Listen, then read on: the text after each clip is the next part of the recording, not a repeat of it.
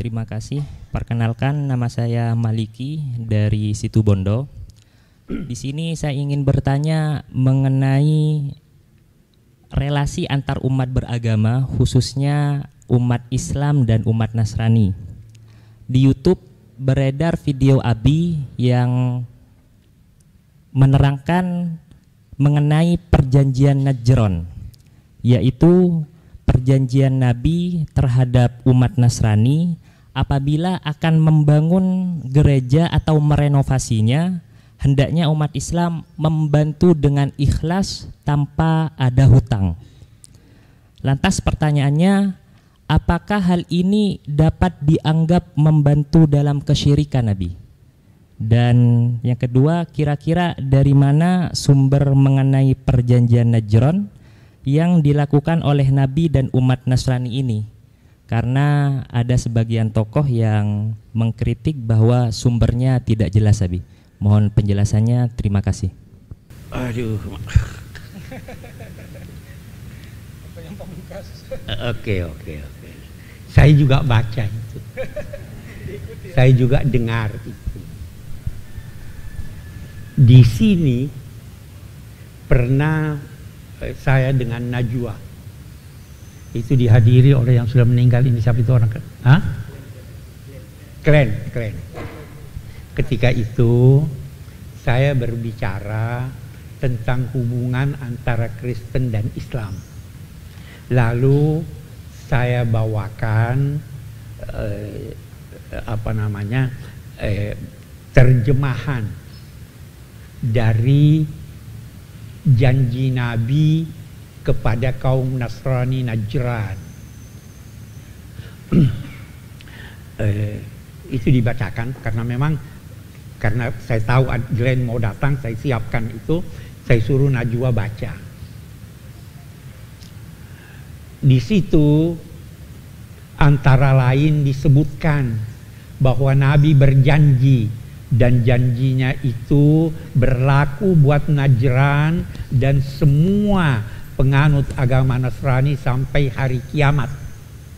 Janji itu antara lain bahwa dinyatakan kalau mereka akan merenovasi termim tempat-tempat ibadah mereka dan mereka membutuhkan bantuan, maka hendaknya diberikan bukan sebagai utang tetapi sebagai sumbangan. Di situ dinyatakan bahwa tidak boleh diganti uskup-uskup mereka, tidak boleh dipaksa wanita-wanitanya menikah, harus seizin keluarga. Itu banyak. Setelah ini timbul macam-macam ini. Oh, itu dari mana sumbernya Pak Quraish Shihab itu? Saya buka buku ini tidak ada. Dalam hati saya, kalau Anda buka 1-2 buku dan tidak ada, apa itu berarti tidak ada di tempat lain? Itu satu. Apa yang saya sebut itu, yang saya terjemahkan itu, kalau orang teliti, dia akan menemukannya antara lain. Nah, ini baru saya mau bilang. Ada seorang ulama besar, anggota Majlis Kibaril Ulama di Mesir, Dr. Muhammad Imara. Dia punya penelitian menyangkut, ada bukunya, menyangkut nahnu wal akharun, kita atau Islam dengan orang lain. Nah, disitulah dia mengutip apa yang saya kutip dan saya sampaikan. Oke. Jadi sumbernya ada. Apa yang disebut di situ memang diakui bahwa dalam perjanjian Nabi atau janji Nabi kepada Najran itu rinciannya beda-beda. Ada yang bisa diterima, ada tidak. Misalnya, apakah Nabi mengizinkan orang-orang Nasrani itu melakukan ibadat mereka di masjid Nabi? Itu Syekh Al-Azhar sekarang ada bukunya Al-Qaul Thayyib atau Al-Kalimut Thayyib, saya lupa apa namanya. Itu dia berkata, waktu saya ke Eropa masuk di gereja, saya minta izin untuk salat di gereja. Boleh. Ya toh? Kalau kita boleh salat, boleh enggak orang salat di gereja sekarang? Dari segi hukum boleh, tapi dari segi perkembangan masyarakat jangan, supaya orang bisa salah paham, ya kan? Tapi prinsip dasarnya boleh.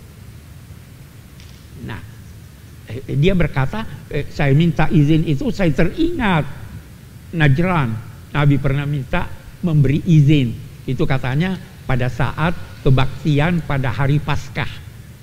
Nah, memang rinciannya beda-beda pendapat ulama. Ada yang bisa disetujui, ada yang tidak bisa disetujui. Misalnya yang berkata bahwa Nabi membebaskan mereka dari pembayaran jizyah, ini tidak benar. Tetapi ada. Nah, sekarang kita maju lagi. Saya ingin bertanya, boleh tidak mengamalkan hadis-hadis dhaif? Hadisnya dhaif, boleh tidak diamalkan? Itu benar tidak itu hadis yang berkata siapa yang baca surah ini dapat ganjaran ini? Sebagian besar itu hadisnya dhaif, tapi ulama berkata boleh. Nah, kita sekarang mau lihat butir-butir yang dikutip oleh Imarah itu, apa semua butir-butirnya itu terlarang? Ada yang berkata, kenapa di situ dibolehkan kawin dengan wanita Kristen? Memangnya terlarang kawin dengan wanita Kristen? Wal muhsanatu minal ladzina utul kitab. Boleh, Al-Quran berkata boleh. Mengapa Anda mau larang?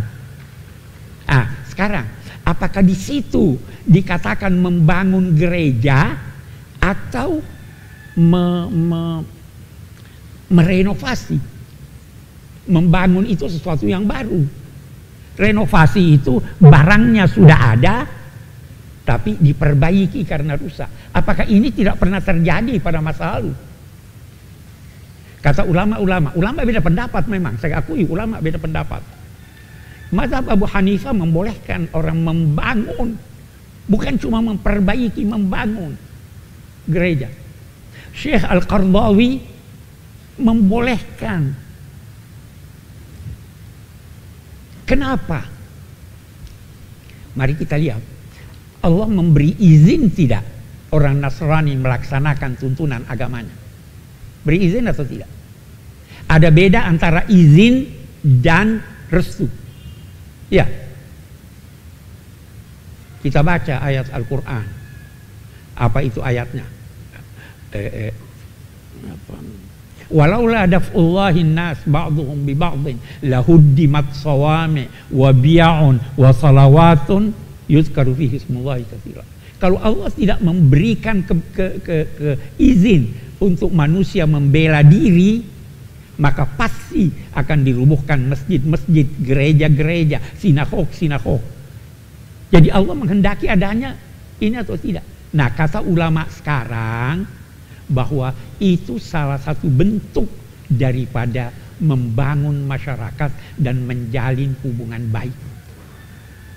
Nah, memang pendapat lama tidak boleh, tapi tidak semua pendapat lama tidak membolehkan. Al-Laits membolehkan. Imam Abu Hanifah membolehkan. Sampai-sampai ada pertanyaan, boleh tidak seorang membangun rumah untuk orang Kristen? Dia jual untuk orang Kristen, boleh tidak? Harus jual, bikin rumah harus jual buat orang Islam saja? Tidak ada larangan. Padahal boleh jadi di rumah itu dia akan beribadah. Kenapa? Karena Allah telah mengizinkan mereka, lakum dinukum waliyadin. Itu sebabnya sekarang di sekian banyak pemerintahan itu pemerintahnya ikut membantu dalam membangun, saya katakan, bukan hanya merenovasi. Yang di itu renovasi. Kata ulama-ulama, membangun pun boleh. Inilah kekeliruan kita. Kita ingin kembali kepada masa lalu, sedangkan perkembangan masa kita sudah berbeda. Maka alangkah baiknya itu ada. Waduh, ini panjang sih. Ada yang dinamai istidlal, ada yang dinamai istiqnas. Istidlal itu memberikan dalil. Istiqnas itu mengambil dari sesuatu yang tidak bertentangan dengan prinsip-prinsip ajaran agama, sehingga membolehkan sesuatu yang sebenarnya tidak haram, walaupun orang anggap itu tidak baik. Dulu orang anggap tidak boleh, sekarang tidak lagi itu. Sekarang justru kita butuh agar supaya terjalin hubungan baik. Ada itu yang dikemukakan oleh Al-Qardawi. Boleh membangun, boleh. Itu yang dikemukakan oleh banyak ulama. Fatwa Al-Azhar itu salah satu tugas pemerintah adalah membangun kebersamaan dan mempersilahkan, membantu setiap orang, setiap agama untuk melaksanakan ajaran agamanya dengan baik, istiqnasan, sejalan dengan kehendak Tuhan, agar bangunan-bangunan di mana disebut nama-nama Tuhan itu tetap terpelihara. Itulah renovasinya. Itu yang saya gunakan. Tapi yang ini, itu tidak ada di sini. Ya memang tidak ada yang Anda cari, tidak ada. Tapi coba cari di bukunya Dr. Imara. Coba cari di bukunya Syekh Azhar. Coba cari, ada lagi buku namanya apa namanya? Astagfirullahaladzim. Awalaisat nafsan, itu dicetak oleh Majlisul Hukama. Itu di situ disebut itu, karena kita ingin dunia kita sudah tidak lagi berada dalam situasi pertentangan antara umat beragama, tapi kita ingin bekerja sama, kita ingin membangun, kita ingin tolong menolong. Itulah yang saya sebut yang tidak difahami oleh mereka yang akalnya 200-300 tahun yang lalu. Itu orang-orang yang terlambat lahir. Memang boleh jadi dulu begitu. Nah, itu orang-orang yang seperti tadi saya katakan, kalau mau kawin intip-intip dulu, tidak mau ngomong. Sudah tidak laku sekarang. Ya. Jadi agama bahkan membolehkan oleh ulama-ulama kita sekarang, atau paling tidak sebahagian di antara mereka yang jauh lebih alim dari saya dan dari yang membantah saya. Lembaga-lembaga yang sangat terhormat membolehkan bukan hanya merenovasi, tetapi membangun. Itu bagian dari umranul bilad. Itu kata ulama yang membolehkan. Jadi kalau tidak membolehkan, silahkan. Kalau mau membolehkan, fahamilah logikanya bahwa apa yang disebut oleh Dr. Muhammad Imara dan lain-lain itu tidak bertentangan dengan nilai-nilai Qur'ani. Al-Quran membolehkan seorang muslim kawin dengan wanita non-muslimah yang terhormat. Al-Quran membolehkan, atau istiqnasan dari ayat-ayat Al-Quran membolehkan membantu untuk renovasi rumah-rumah ibadah. Al-Quran membolehkan untuk lahirnya kerjasama harmonis antar sesama umat beragama. Itu yang saya maksud. Yang tidak setuju, silahkan. Saya tidak keberatan. Tetapi jangan berkata bahwa itu tidak benar karena ada menyebut boleh kawin dengan orang Kristen. Tidak. Boleh. Asal memenuhi syaratnya. Al-muhsanat. Ya kan? Orang-orang terhormat. Itu Al-Quran membolehkan. Dalam sejarah pun kita lihat kerjasama itu ada. Pernah runtuh, pernah berdampingan gereja dengan masjid. Pintu gereja hancur. Orang Masihi itu masuk dari pintu masjid. Sambil jadi banyak di dalam sejarah. Bacalah sejarah, baru saya kira itu yang saya ingin katakan ya. Jadi kita sekarang butuh kerjasama. Kita butuh menerapkan lakum dinukum waliyadi. Ya kan? izin. Saya kira itu yang ini ya. Oke deh.